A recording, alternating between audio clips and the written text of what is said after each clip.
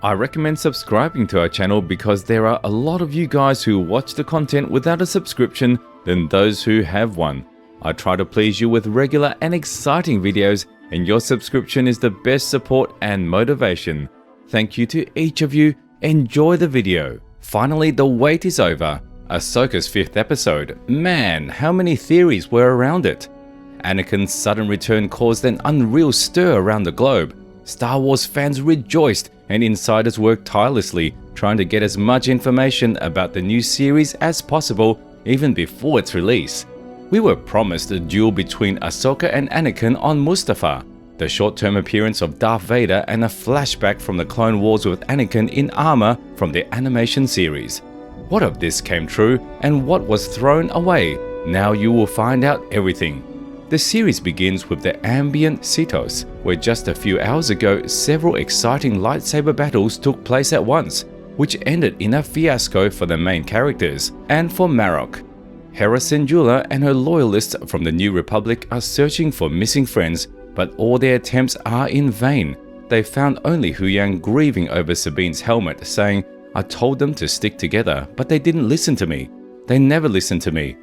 At this point, I felt very sorry for the droid because he was right. As soon as Ahsoka and Sabine decided to act separately, both broke down. But Ahsoka, despite falling from a great height, still survived. The Force saved her.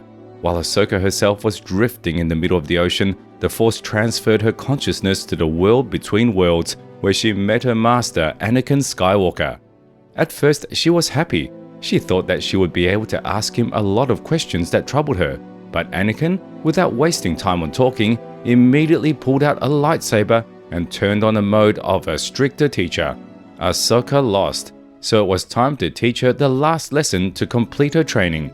A duel ensues between them, and I want to praise Hayden Christensen, how elegantly and precisely he wields a lightsaber, performing all the stunts on his own. In some places, it is even noticeable that the actor is trying to give out the same emotions, the same movements as in Revenge of the Sith. After all, the long hours of training and the filming of the 3rd episode pays off. Rosario Dawson is completely overshadowed by Hayden. Anakin literally forces Ahsoka to defend herself, giving her a choice, life or death. Despite the fact that Ahsoka does not show a desire to fight, Anakin does not slow down. Because in war, it does not matter whether you want it or not, there are only 2 options that he offered her, life or death. Meanwhile, young Jacen Syndulla caught the echo of the Force. Let me remind you, his father is the Jedi Kanan Jarrus, and the boy inherited his abilities from him. While Hera and Carson are shaking the air, Jacen could hear the clang of lightsabers somewhere in space. This is a very interesting moment. He did not hear them with his ear, but through the Force. And this means that Anakin and Ahsoka are fighting right nearby, only in the Force dimension that exists in parallel with the material universe. That's why the dimension is called the world between worlds.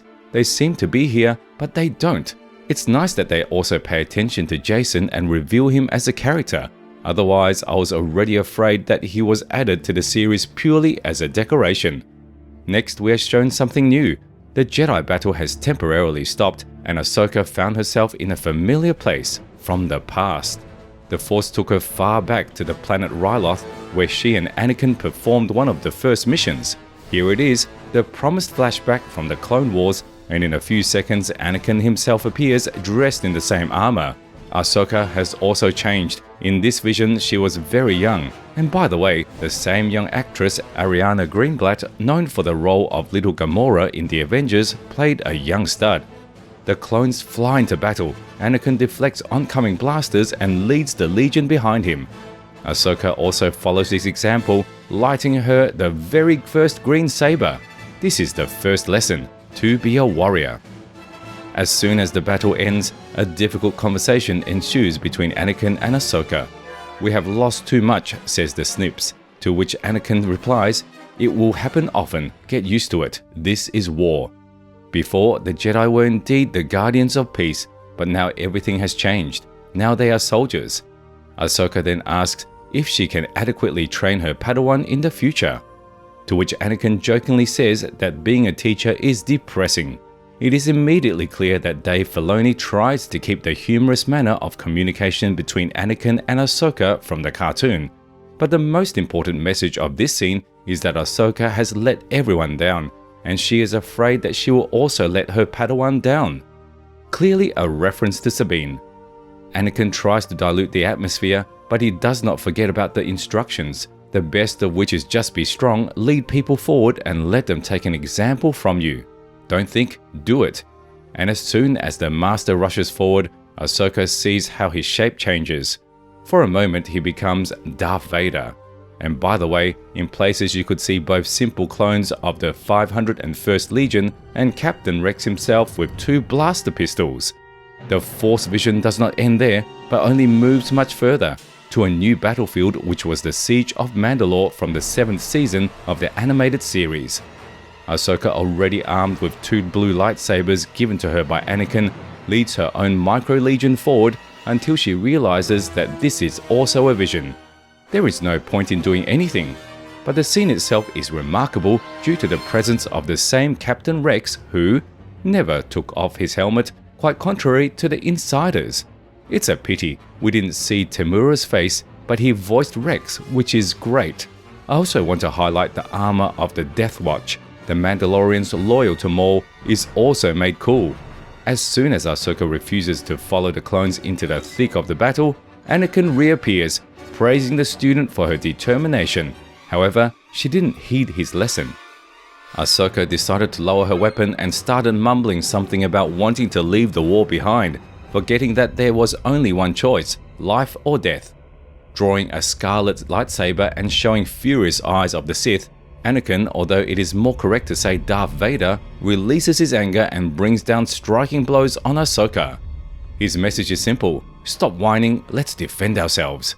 And again, a great duel. Most likely it should have been on Mustafar, but the creators decided to replay everything and move the events to Mandalore. And in my opinion, they did the right thing. After a few seconds, Vader kicks Ahsoka back into the world between worlds and continues his onslaught until his student finally decides to go on the offensive in response. So, the logical chain has closed. Ahsoka snatches the teacher's lightsaber and puts it to Anakin's throat, but instead of surrendering to anger and finishing him off, she just throws the weapon away, thereby showing that I am a soldier, I am a leader, but not a monster.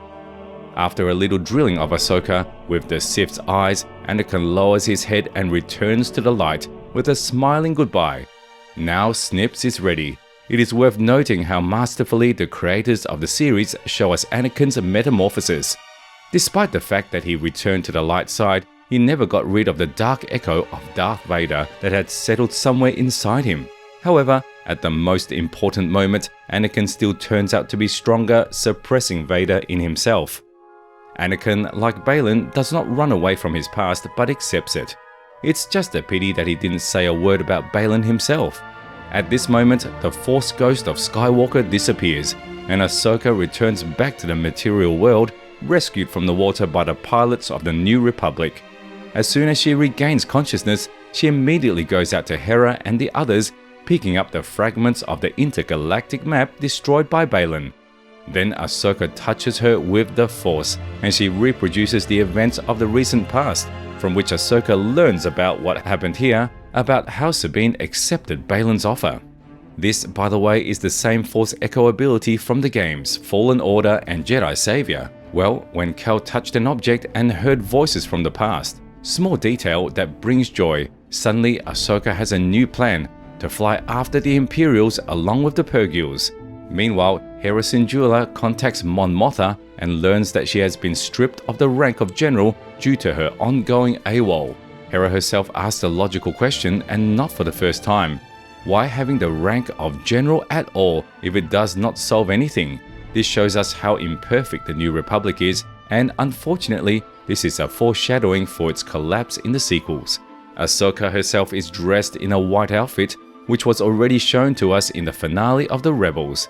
This is a very important and curious moment, because with this very outfit, Ahsoka shows us that she has changed, has become stronger and wiser, has been reborn, has received the very new beginning that Baylan spoke about. By communicating with one of the Purgils, with the help of the Force, she was able to persuade the Beast to take her and Huyang with her to another galaxy where the whales are about to migrate. Actually, this is the end of the series. Ahsoka's ship lands straight into the mouth of the Purgil and is carried away with it somewhere in hyperspace. So Star Wars has its own galaxy far, far away. It remains to wait for the continuation and finally to see with our own eyes this new space. I really like the series. She was able to awaken so many emotions inside, so much nostalgia, and you know, I won't even call it a fan service.